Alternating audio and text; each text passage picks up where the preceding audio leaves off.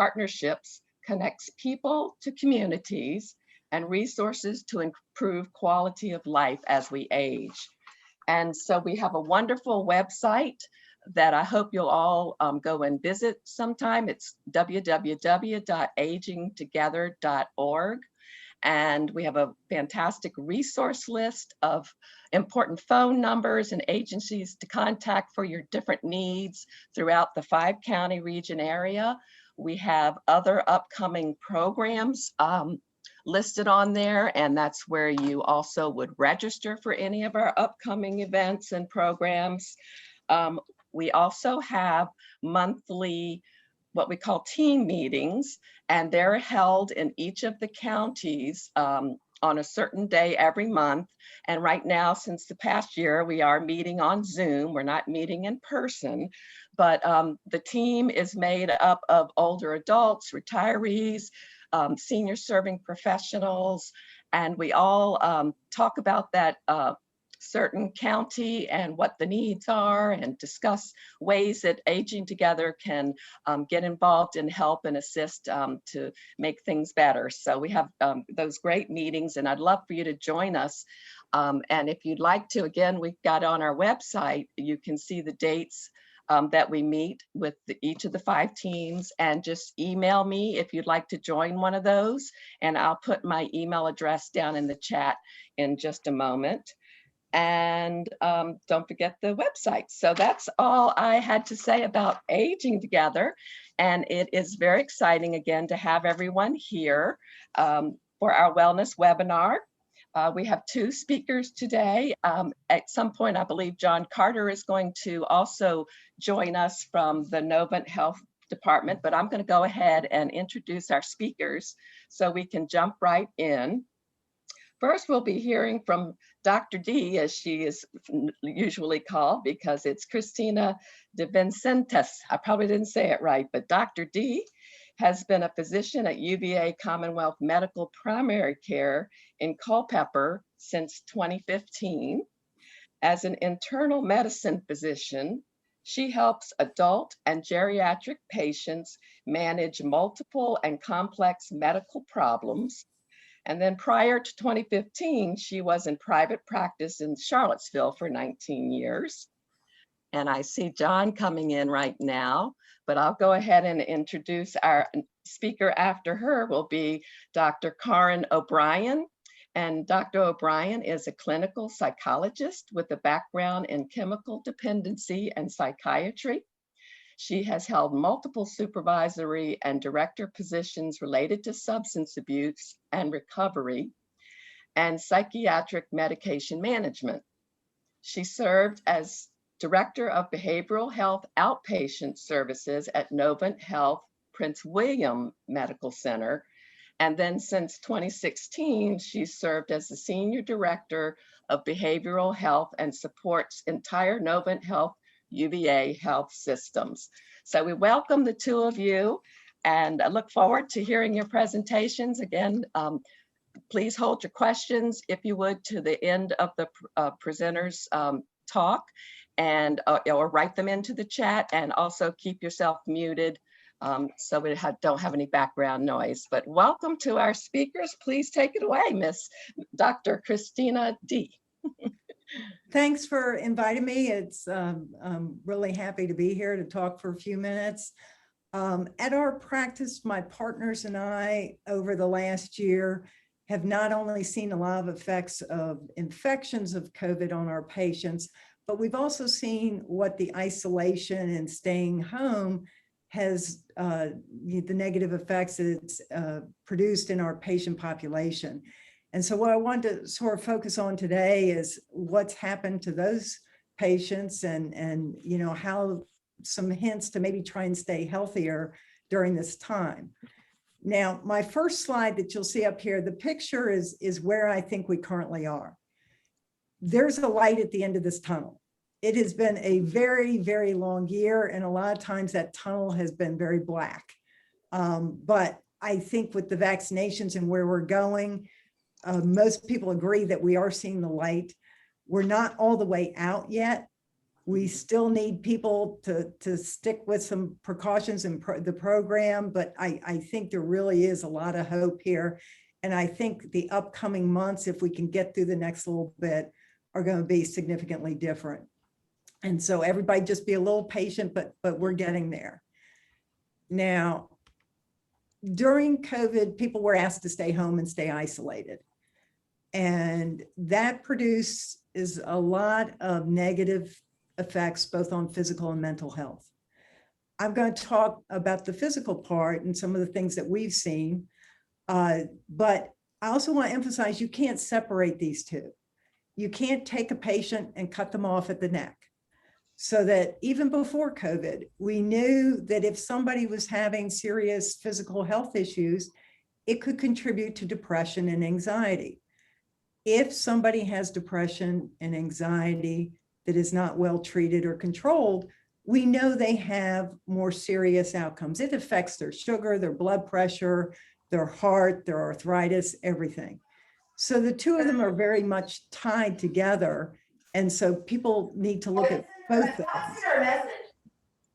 Pardon? I think that was just background. Oh, Please okay. remember everyone to mute your screen.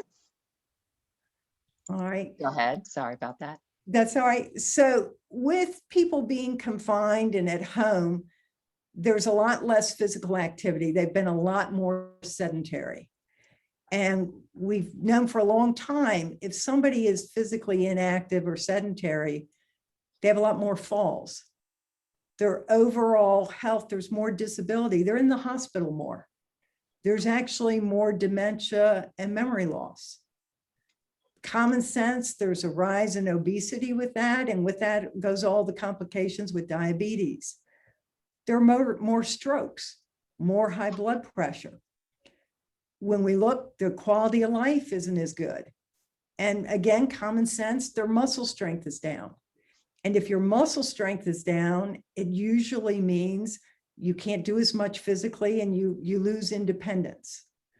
Memory suffers if people are not physically active. Balance is impaired, so that people have more falls. If people, are not using their muscles and they're not using those balance reflexes, they're going to have more complications. And I think the biggest thing is most of my patients are concerned about their independence level. They want to be functional. They want to be independent. And so we know that if they're more sedentary, they're not going to be as independent. They're going to have more complications. Now, why have people been more sedentary? Well, they're not going to the gym. A lot of my patients used to like going to the gym, or they would go to the exercise rooms.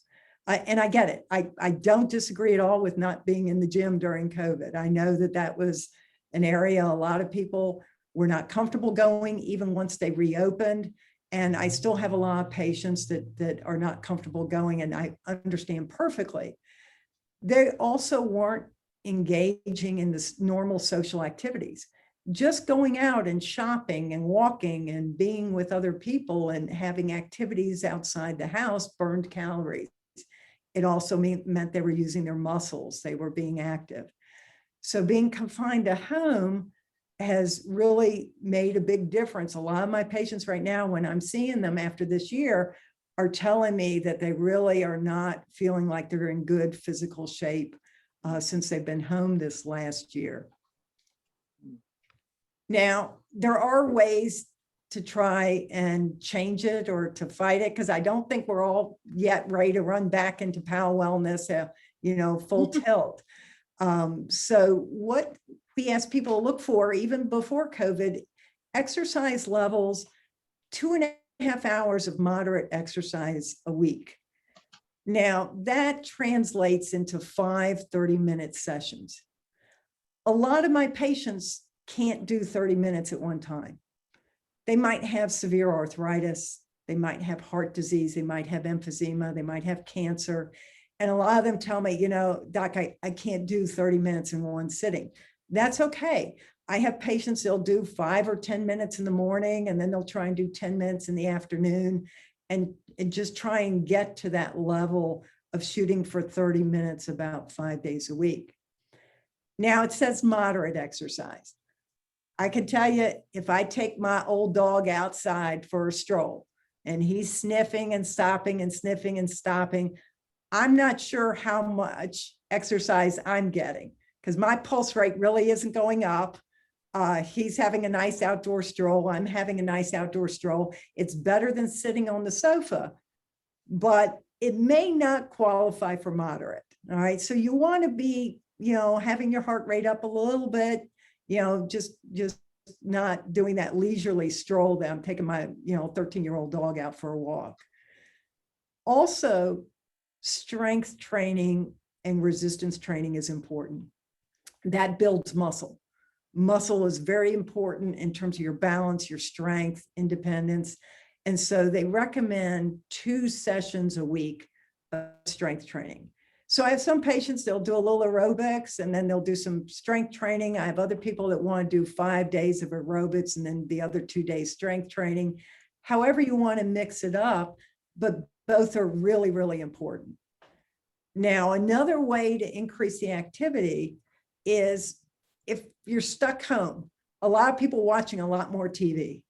They're sitting there, they're watching their Wheel of Fortune, they're sitting and watching their shows and their movies, and they're binge watching Netflix and Amazon.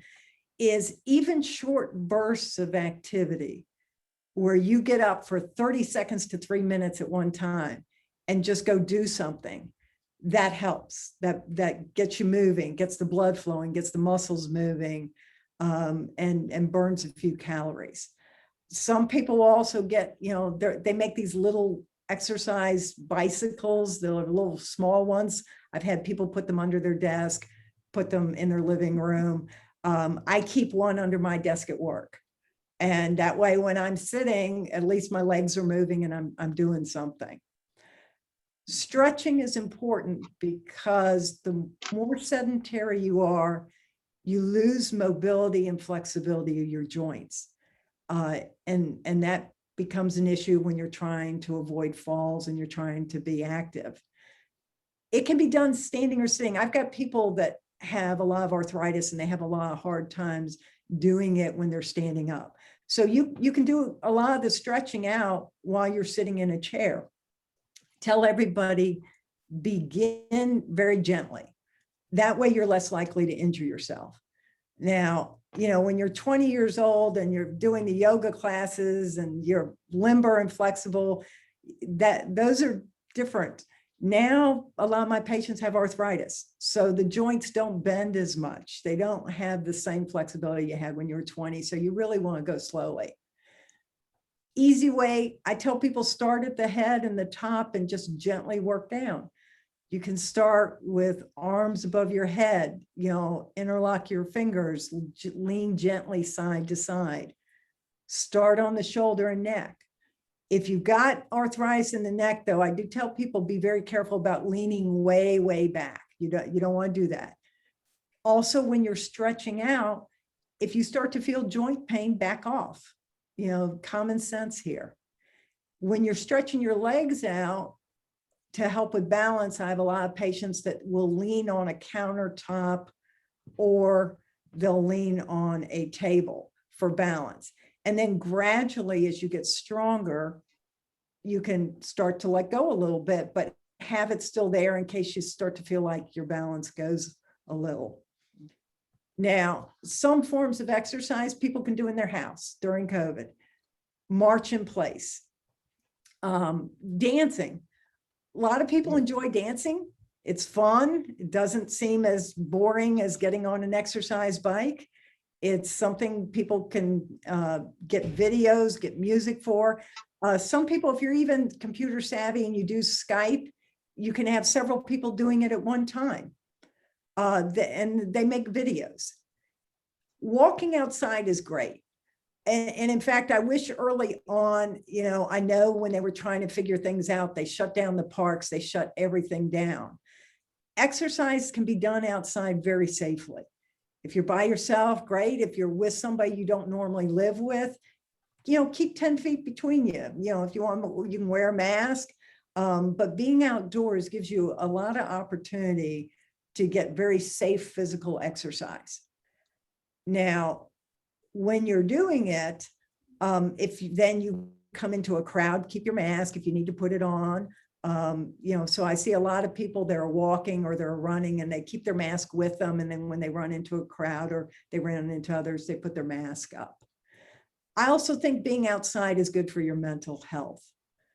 Looking at the same four walls, I think makes people mental outlook, depression worse. Because I think when you get outside and you see the flowers and you see the sun and you see the rest of the world, it gives you a different perspective.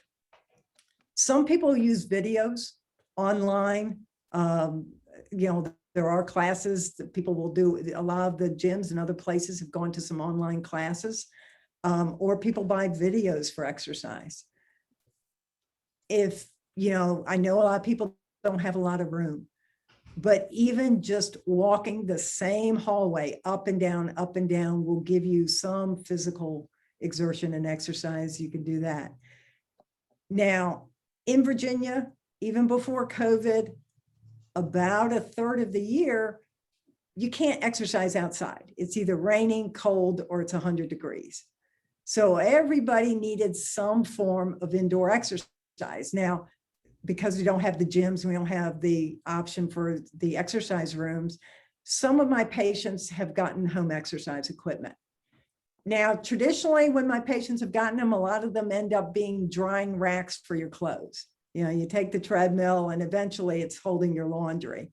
But it is an option for people looking for some form of indoor exercise. For strength training, you can get the small hand weights. Some people actually fill milk jugs and use those, but I think they're a little bit harder to hold, particularly if you've got arthritis in your hands. But you can get from Walmart or Dick's Sporting Goods, just 1-2 pound hand weights. Some people like the resistant bands. Those are fine. Whichever of them might be beneficial that you prefer to use that work better for your particular situation. But it's important to build the muscle. Now, the other exercise that has a lot to do with people maintaining their independence is the ability to go from sitting to standing. If you've got arthritis in the knees, you've got it in the back, you've had some weakness, whatever, working on this is really important, because if you can get from sitting to standing without somebody assisting you, it's a big deal. So that requires strengthening your core muscles in your lower abdomen, your upper thighs, your lower legs. What I tell people to start with is get a chair that has an armrest. And in the beginning, push yourself up and keep doing those repetitive exercises several times a day and just do repeats. Eventually, you want to build those muscles in your core and in your legs so that eventually you can rise without needing the hand rest, and that you can do it just straight up. Now, the other thing we've seen a whole lot of during the last year is, I would say most of my patients have put on weight. In my practice, it's averaging between 5 and 15 pounds. Nationwide, over 60% have put on weight, and the average, depending where you are in the country, has been often between 1.5 and 2 pounds per month, which is 18 to 24 pounds over the last year. I have even had people up 50 or 60 pounds. So this has been a real problem over the last year. It's understandable, and it's happening to more people than it isn't. So if it's happened to you, you're in good company.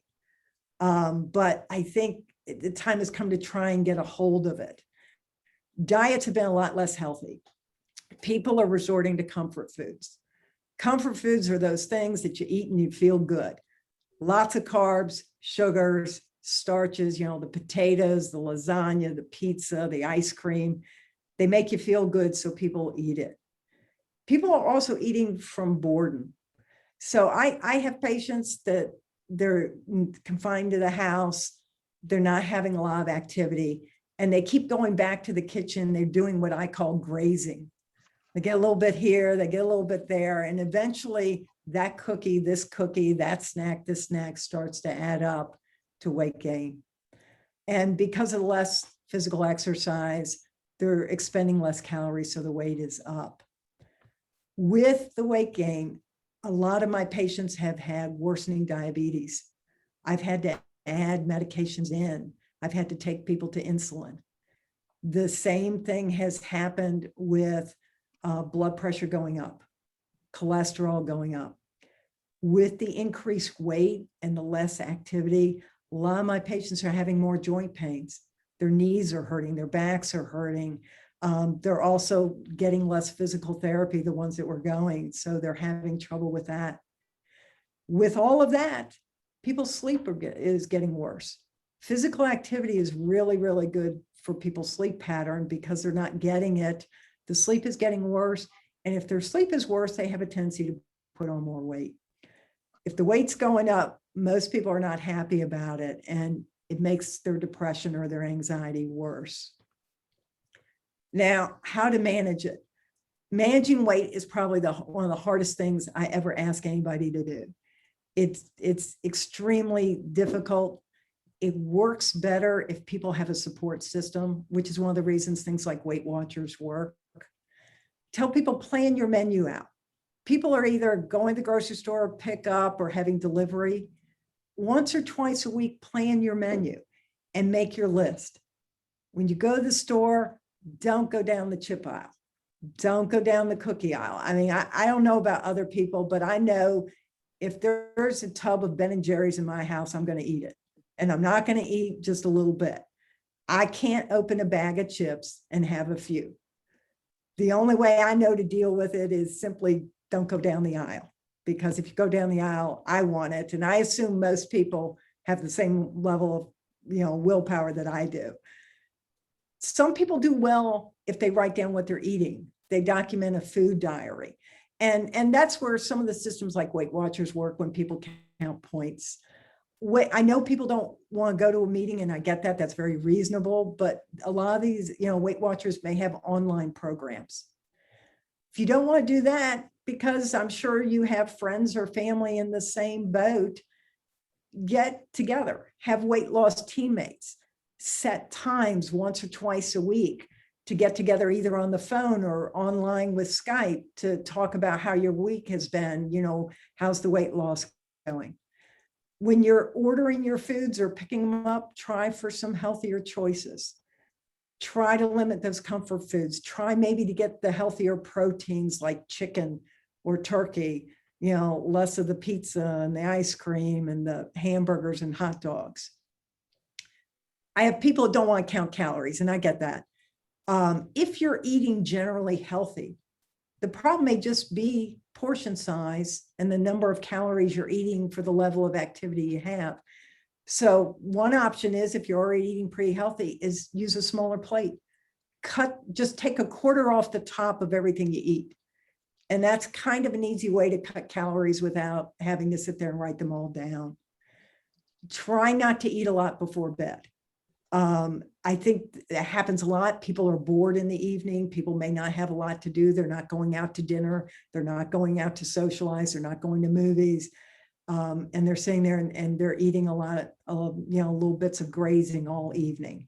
Try not to do that.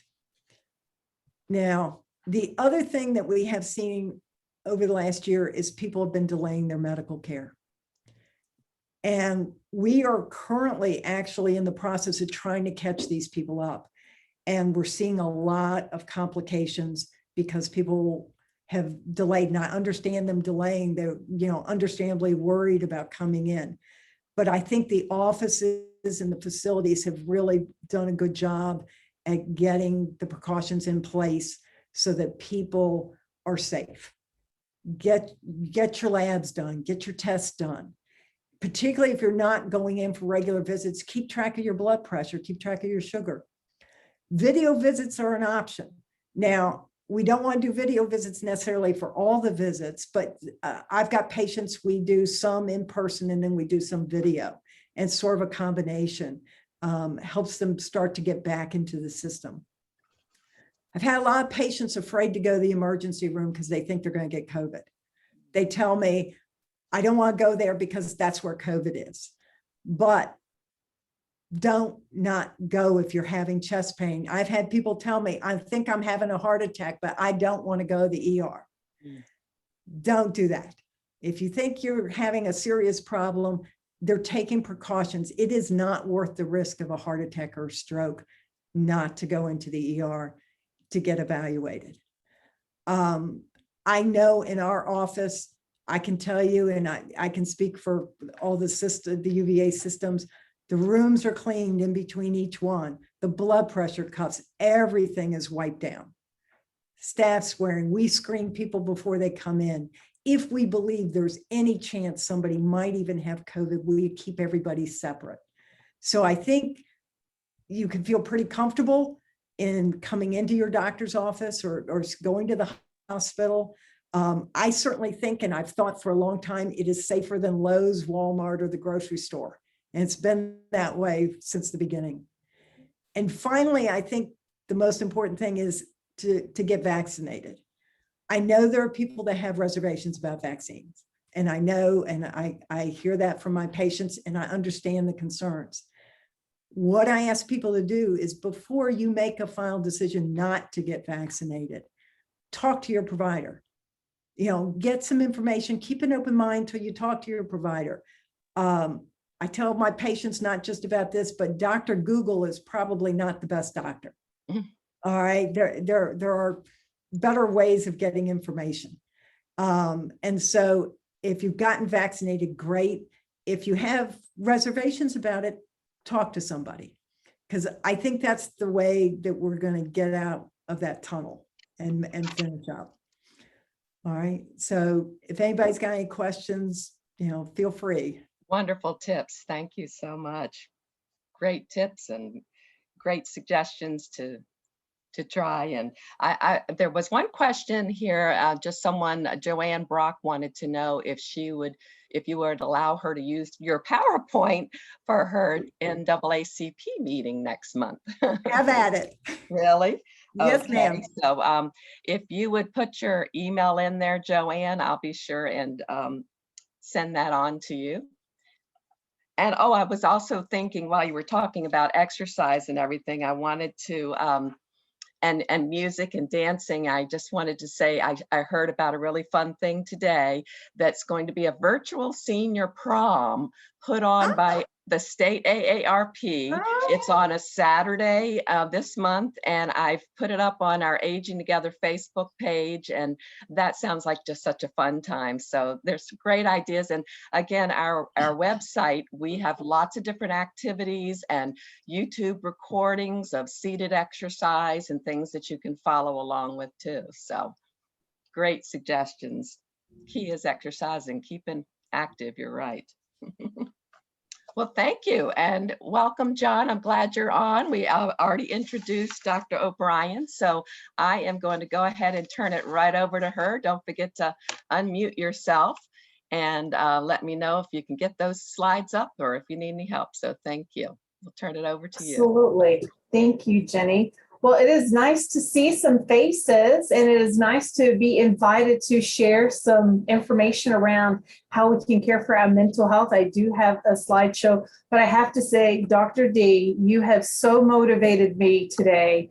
I so greatly appreciate your support of taking care of the entire body, the physical, the emotional well-being, because it's all interlinked. It's not just the body and not take care of the head. We've got to take care of our entire health, which is our emotional, mental health, and our physical health, because they all work together. It's one body, one brain, one system. So thank you for that advocacy. And you've absolutely motivated me to get one of those little pedal pusher things under my desk that you were talking about. So that's going to be my little gift to myself for my health and well-being. So thank you.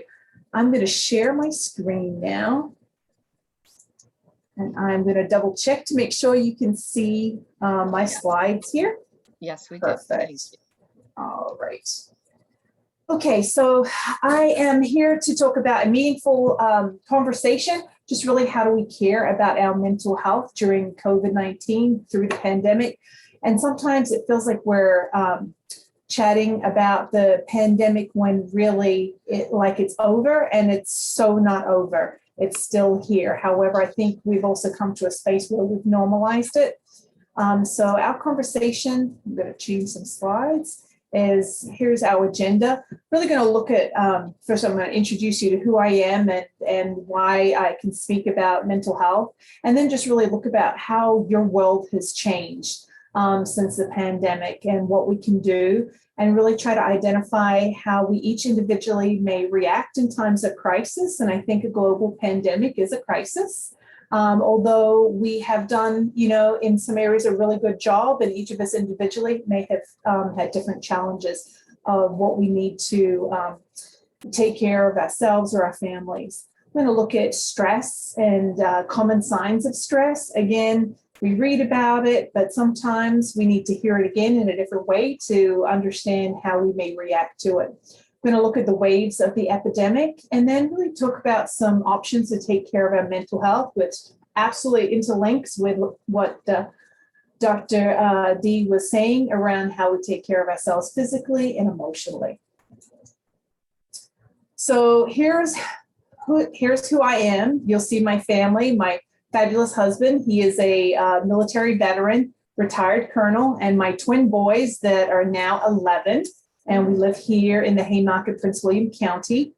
You will see my dad on the right, so born and raised in Australia. And my dad is 80 and young. He feels like he's 50, and he is all about positivity and taking care of his well-being. So he is absolutely a motivator for me. And then at the bottom, you'll see a big group of diverse women of all ages who are part of the reason why that I am who I am. They are many of the women I've worked with have been my supervisors at various residencies and internships, and just really being a great support. And it's actually part of these women that have inspired me to how we can take care of ourselves as women, but also how do we take care of our families and our own well-being at the same time. So the coronavirus, it's definitely changed our world. We see the common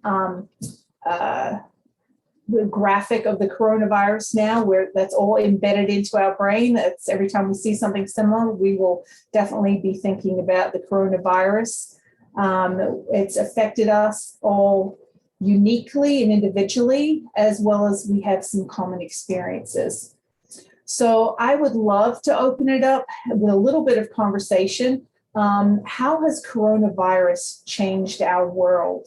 In this picture right here, you're seeing, no more shaking of the hands, and was, a big focus on hand hygiene. So you're seeing everyone just elbow bumping one another now. So it makes me wonder, will we be doing this in the future, of doing more elbow bumping? You see the other picture of people, looking through glass windows and wearing the mask there, saying hello and trying to be safe because people were social distancing or quarantining. Not sure about anyone else. And again, Dr. D, you are correct. I think our hospital is absolutely a safer place than going to Walmart or to Lowe's and the grocery stores, for sure. So anyone that did venture out or may receive pictures from friends and family of what grocery stores have looked like this past year, this is a great depiction of how different shelves were empty. In fact, I think I saw Lysol spray for the first time last week at Walmart that I hadn't seen in over 12 months.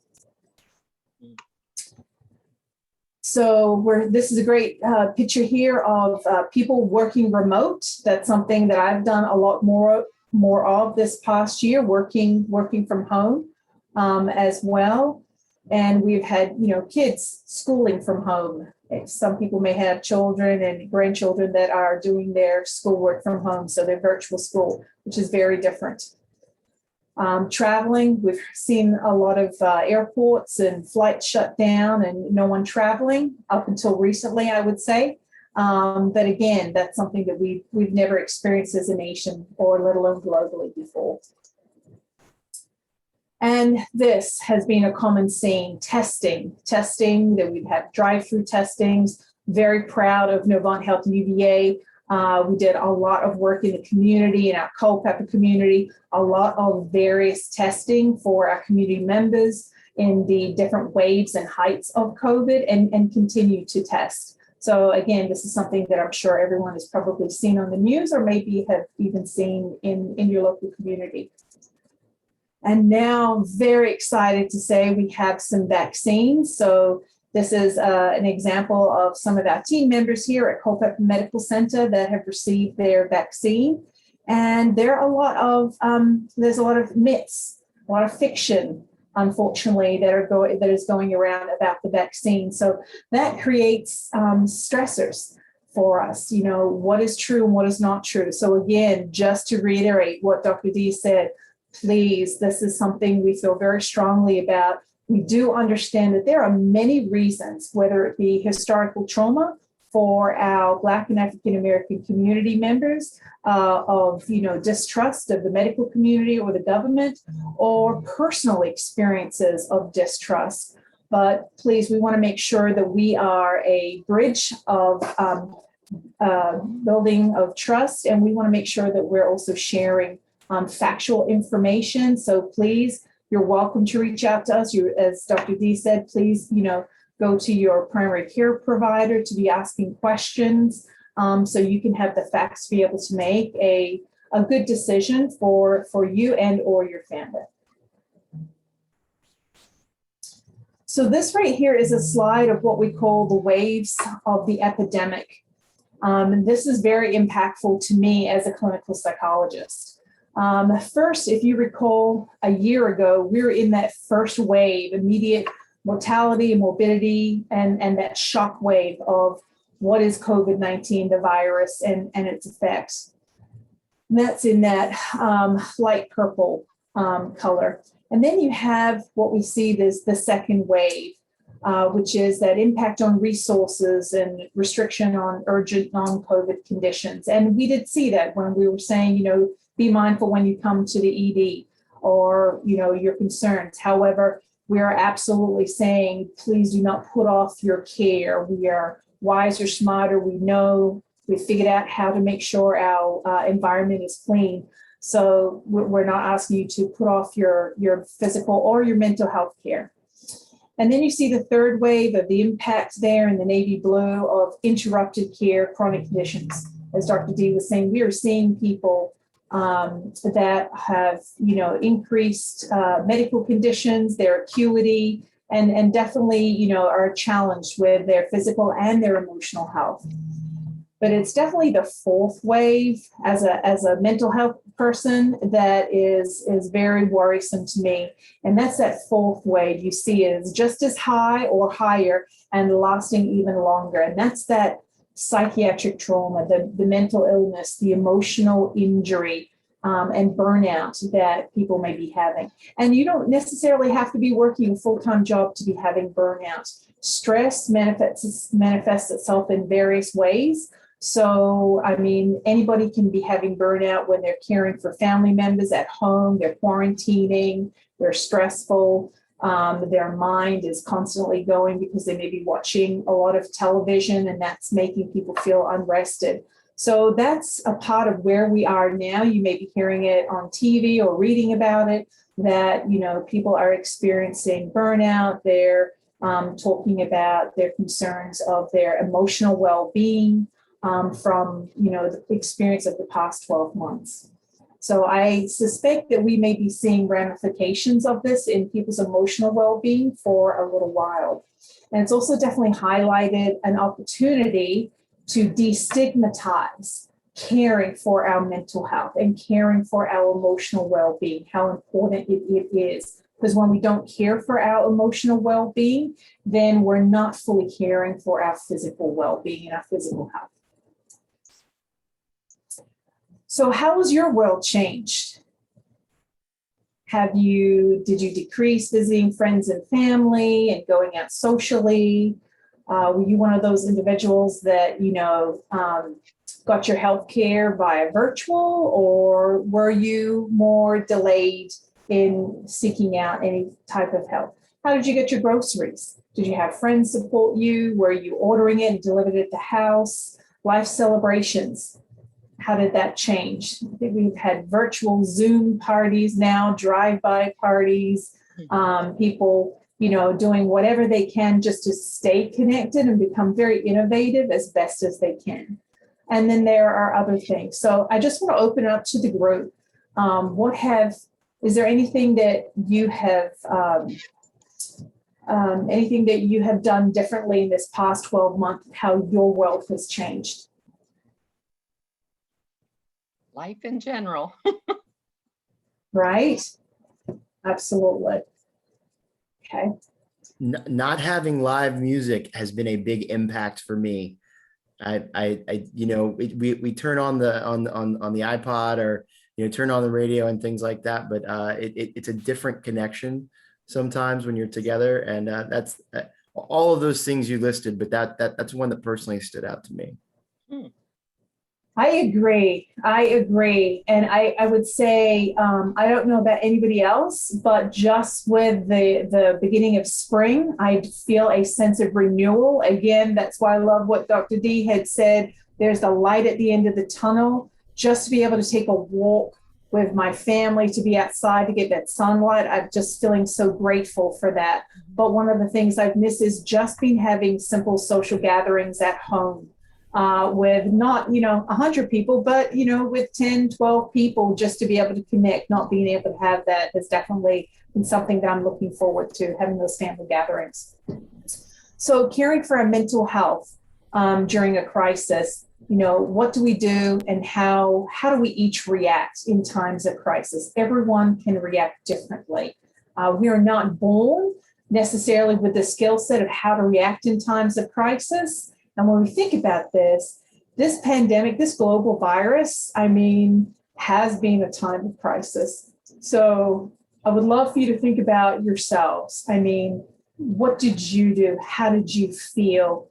What were your behaviors? How did you react and cope? So just to be able to say it's natural to feel stress, anxiety, grief, grieving for what was and what has changed. And it's natural to feel a sense of worry both during and after any kind of disaster or any kind of crisis. So again, it's important to know you may be reacting very different than your husband or wife, your partner, or very different than your neighbor. Everyone is different. Everyone is unique, and your feelings, can change. And so don't be so judgmental on yourself to say, well, they seem to be handling okay, but I feel worried all the time. Again, everyone is unique and reacts their own way. One thing that is helpful is to notice how you're reacting and just accept how you're feeling in the moment. You're not judging yourself. And that can be a hard thing to do. And it is a learned skill not to judge yourself. I think we can be very critical of ourselves in a lot of ways. Taking care of our emotional health. And that's another word you may hear, emotional health over mental health, because mental health sometimes can be very stigmatizing for some people. But that's the other word. Your overall emotional well-being is another word.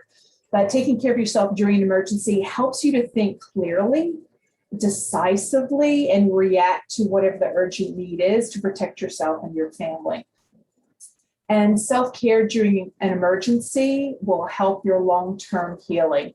So I'm going to use the term self-care, not selfish. A lot of us may tend to think, well, just taking time for myself or concentrating on me is not okay because I need to be caring for everybody else. And that's where I'm going to use that famous example. It's so important for you when you're on the plane to put the oxygen mask on yourself first before you go to help your child or the person next to you adjust and put their oxygen mask on when you're in the plane. Again, when you're okay, you have more energy, more capability to be able to help others. So, and when you are taking care of yourself, and this again can be in many different ways, you will be able to go through this and after any type of crisis in a better situation than when you don't take care of yourself.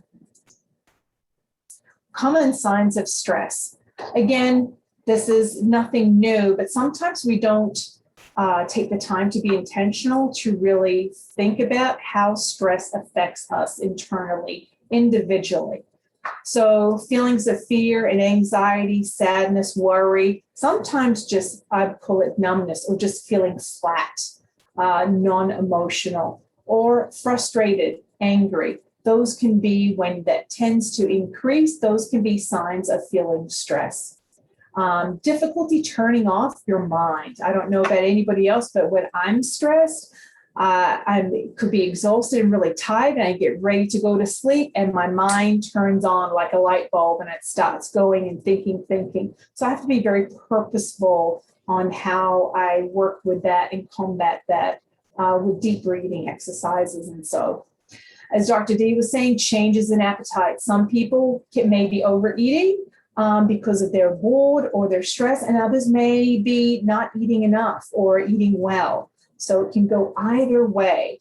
There can be changes in your energy level, as well as concentration, and again, just activity levels. Some people can be not exercising, which we have definitely seen in this past 12 months, and that has had an impact, a negative impact on their health, both emotionally and physically. And some people, not as many, but have over-exercised, where that has become something that can be, not helping them physically. Sleeping is critical for any emotional well-being and for all physical health. That is one of the key things that I continue to hear from our primary care physicians and internal medicine physicians. Getting good sleep is important. Some people will have nightmares, and they will continue to wake up, and that again can be a sign of stress. Physical reactions are very important for us to pay attention to. As I said earlier, they have that physical and emotional connection. So headaches, body pains, stomach pains, any kinds of rashes can be related to an increased and consistent amount of stress. And as Dr. D was saying, again, worsening of chronic health conditions. We've definitely seen an increase of acuity in our diabetic patients and individuals with chronic heart health concerns. And then last but not least, we're seeing also the increased use of alcohol, smoking, tobacco, and other drugs as an escape as well for people to try to cope. So how do we take care of our emotional health, our mental health? Well, one thing that I think is very important is to be able to limit media exposure. It's important to have updated information in the news, but we don't necessarily need it going on in the background 24 hours a day, 7 days a week. That can really influence your mood. It can really influence your ability to shut your mind down. So if, some people have had that TV going over and over and over again, and there's actually the American Psychological Association is actually doing some research there, but we see that can actually continue to traumatize people when they are listening to it too much and create some PTSD symptoms. And maybe radio, maybe social media. Again, just to be able to limit that is a part of good health and well-being. Or it could be your phone, reading the news constantly, looking at your phone. We tend to have that thumb thing going on with our phone and flipping. Making time to connect with others. And now that we have the vaccine and more people are getting vaccinated, this is so great because we are able and will be able to socialize in small bubbles with others that are vaccinated, and definitely with the weather the way that it is, be able to do so much, much safely outside. And again, it's making sure that we're armed with the facts to build our confidence and comfort level. Eating well-balanced meals, very critical to be able to feel good mentally, feel clarity about what you're doing, and also, to be able to give your body the nutrients that it needs to be able to heal and repair. We've talked about getting good sleep. And so part of that is to have good sleep hygiene tips as well, which is really taking time to shut off any of those social medias, TV and others, and taking time to be able to wind down and not have that stimulation going on around us. Staying physically active is one of the greatest things. As again, Dr. D said, it's so important for you to be able to get good sleep when you are physically active. And again, that can be compartmentalized and whatever is the best way for you to do it. But doing something is always better than doing nothing. Those that have a faith, whatever your spirituality is, connecting with your faith, and whether that's virtually or whether that may be in small groups as we look to move forward, is important.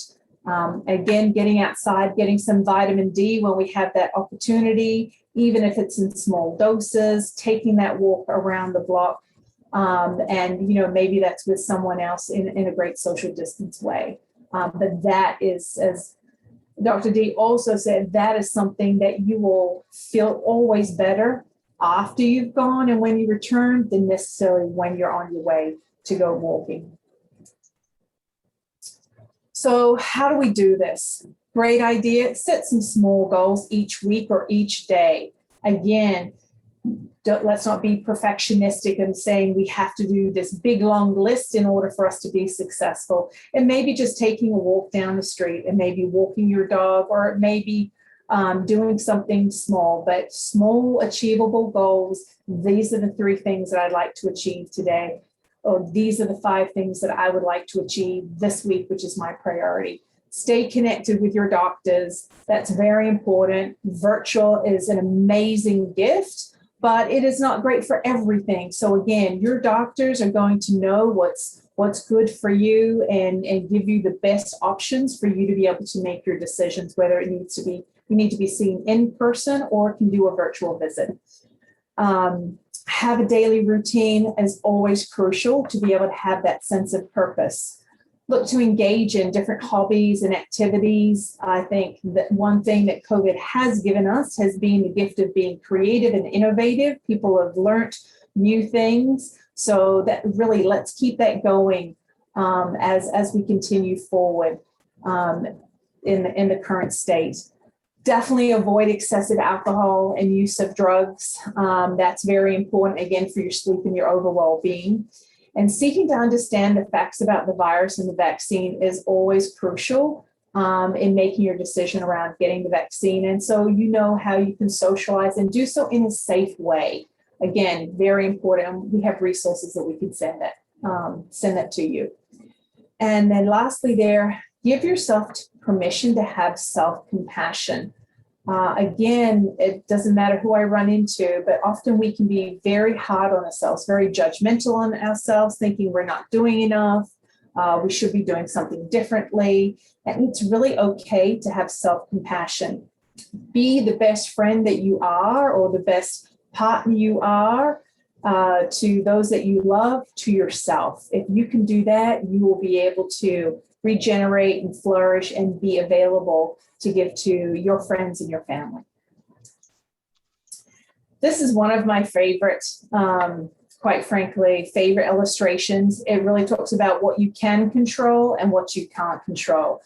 My favorite here, as I could not find toilet paper for 4 months, was I had to let go that the amount of toilet paper at the store. So I was that person looking for toilet paper for 4 months and thought I was going to have to, steal some somewhere. But again, we have to be able to let things that we cannot control go. We can't control how others react. We can't control the actions of others or predicting what will happen, but really focus what we can control. We can control our kindness and our grace to ourselves, to others, how we each follow the CDC recommendations, our own social distancing, and our positive attitude. So really focus on that. And then you will notice that extraneous chaotic energy and frustration can really start to slip away when we stop focusing on others and what we can't control and just focus on ourselves. Again, resources, your primary care provider, your physicians, your providers are always great resources. And I will tell you at Culpeper Medical Center and our UPG group, your providers are definitely, looking to connect with you and making sure that they're able to support you in whatever answers or questions that you may have or be seeking. And talk with trusted friends and family. We all know who our trusted friends and family are. So talk with those individuals and share your concerns or questions. Also connect with your spiritual advisors or your pastors or so. And then when you're looking around the facts of the virus, which is very important, please, make sure you have those facts of those vaccines, because that can add a lot of stress, not knowing if you should or should not take the vaccine. So, and I can certainly understand that. So there's some resources there. And again, happy to send this out to everybody else. So I open that up to questions for everyone. I'm going to stop sharing now so I can see your faces better. There you are. Yeah. It's nice to see everyone. That was great presentation. Thank you so much. Such good practical information. I know for me personally, the Zooming, doing this has been very stressful for me, working from home for the last year and learning about all of this and how it works. And in the moment, it just stresses me out. But we're all learning. And I do have a question. I don't know if this it's not part of the presentation, but I wondered if either of you had, or John too, had any comments to offer on the vaccinations as far as the symptoms and any people that are worried about that. I've had one. I had a few crazy symptoms after, so I'm a little nervous about my second one, but I'm going to do it. So that's got me stressed a little bit. So I was just curious if you had suggestions for everyone on getting the vaccine and knowing it's okay to go do, and given the positivity about that. Do you want me to answer? I was just wondering. I tell you what, I'll let you go first, and then I'll piggyback on you. How's that? Okay, sure. All right. So realistically, a lot of people with the 2-shot vaccines, on the second shot in particular, you might feel crummy a day or two. Yes. Okay. You might. I'm not going to lie. You might feel crummy. I got mine one evening, 6 a.m. the next morning. I thought a truck had hit me. By 2 p.m., I was good to go. Okay. One of my family members had a fever for a day and a half. My other family member had nothing. So I think realistically, it would not be a shock if you felt crummy for a day or two, okay? That's better than a case of COVID. Yes. And so what I tell people is, yeah, it might happen, but just keep in your mind, it's better than COVID. And we do get an occasional person that gets a delayed reaction where they might get a rash or something further down the road. More than 24, 48 hours. But that's not the average person. We get an occasional one. But again, it resolves. Well, that's great. And I know the numbers are really going up with how many, vaccinations are getting done. As a matter of fact, Aging Together has been very supportive in working with the health department. And we recruited a lot of volunteers that have been making phone calls every day for the last, I think, 3 weeks now, and booking those times over at Germanna Community College. So it's going well. It seems to be going very, very well. Dr. O'Brien, did you want to add anything? So I agree with everything that Dr. D said. So I would say I had the same symptomatology on the second vaccine. However, when my husband had the vaccine, he didn't have anything. And he was the one that was more apprehensive to get it than I was. So I had to get it first before he would get it. But I do think that there are also cultural components when it comes to the vaccine or personal experiences that make people hesitant. So we are actually having a veteran town hall, virtual town hall, which we can actually share with you because it's open to the public, but it is about the facts of the vaccine. So that if people have questions, again, that they want to tune in, they're welcome to do that as well. Jenny, we'll have We'll go make ahead. sure we have that information over to you. I have that flyer for that. I'll send That's it over to you great. so you can share it with your folks at Aging Together. Thank you. That would be very, very helpful. Any other questions? Look like Craig, did you have one? I want to elaborate on it. I had COVID. I had it, and I was in the hospital for 3 days. It was awful. It was it was awful.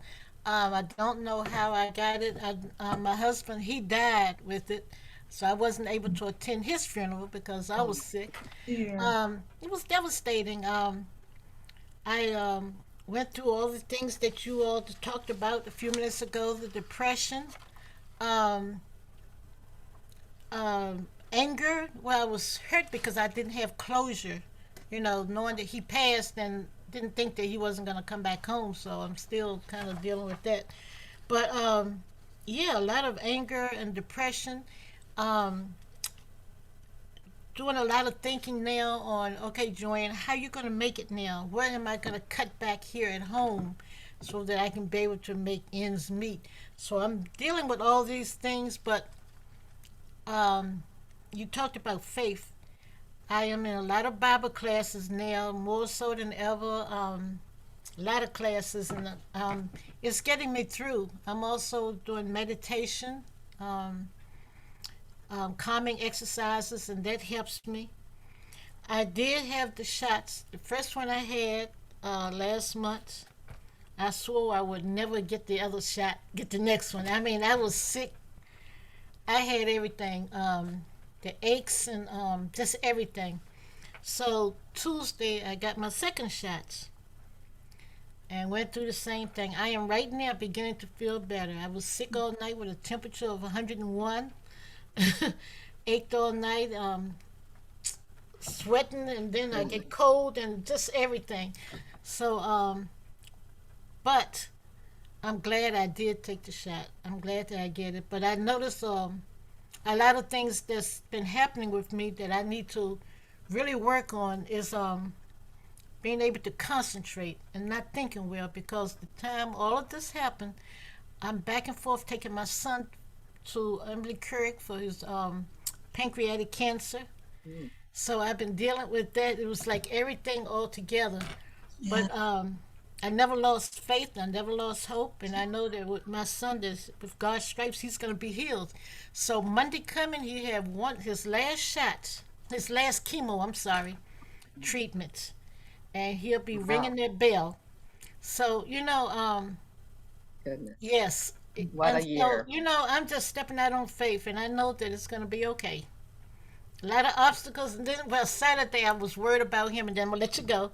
I wasn't thinking, and I was going to fix him a smoothie, and I was cutting up some frozen pineapple, and I didn't cut it the right way, and the knife went right through the palm of my hand. So I have stitches. Oh, goodness, It's, the poor yeah, thing. but, Well, I'm, our like I hearts, say, virtual hugs to you and your thank family. you. I'm It's so going to sorry be for your okay. loss. It's gonna be, thanks for And letting me vent. well, I hope you don't mind sharing either your email or your phone number with Aging Together. There's people on Mhm. this call that offer grief support, Yes, that offer, some counseling if you feel you need that. There's so much help out there right. to Yeah, get you back and out there. I'm getting a lot. Also, one of you wanted me to do some volunteer work this week, but I was too sick and was Oh, making calls and everything, and I want to apologize for oh, that. no problem. Thank you. Yeah, I think I do remember that. yeah, yeah. Any So other Joanne, questions? Oh, go ahead.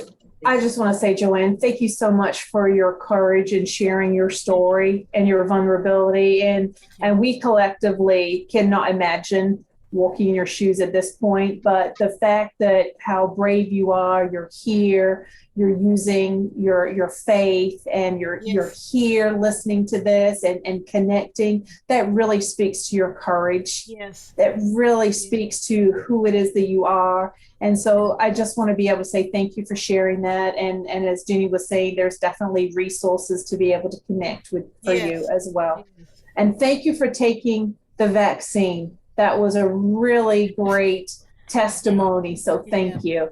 yeah. Thank you so And much. and also best of luck with your son. And He's doing good. Yeah, that's great. That's great. yeah. As a matter of He's fact, he's real thin, but he's gonna be okay.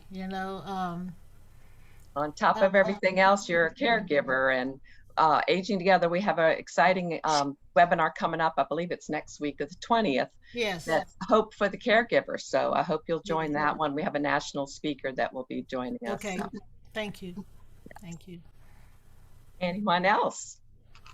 Thank you for sharing, Joanne. Thank you. Well, we really appreciate everyone being here today, especially our guest speakers and Novant Health, UVA Health Systems, and the UVA Commonwealth Medical Primary Care. It was wonderful information. We have recorded this and we'll put it up on our website and put it on our YouTube page in the future soon. And hope you all hang in there and have a great afternoon. We really appreciate your time. Thank you, Thank you. speakers. Thank you. Everyone have a welcome. great You evening. too. Thank you. Bye-bye. Thank you. Take Bye. care. Bye-bye. See you.